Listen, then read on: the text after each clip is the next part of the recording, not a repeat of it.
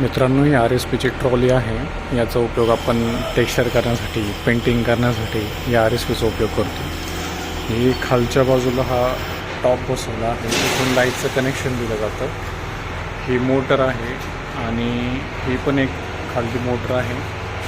हा वरचा जो एरिया आहे हा अँटीटिल डिव्हाइस आहे. ही लाईफ लाईन आहे आणि हा त्याचा पूर्ण प्लॅटफॉर्म आहे. हा त्याचा लाईटचा बॉक्स आहे. याच्यावरती पॅनल नंबर, RSP नंबर, काय कधी झाला याच्या डेट्स दिल्या जातात. या RSPची वेगवेगळ्या प्रकारची साईज असते. साधारण एका RSPमध्ये 2 लोक एका वेळी काम करू शकतात. आत्ता आपण वरच्या भाग बघतोय. वरच्या भागामध्ये हे जे ब्लॅक कलरचे बॉक्स दिसतात याला काउंटर वेट म्हणतात.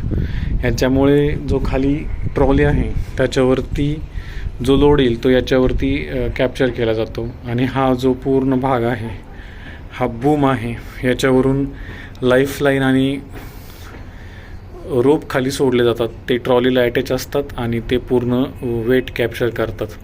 ह्या त्याच्या केबल्स वगैरे आहेत.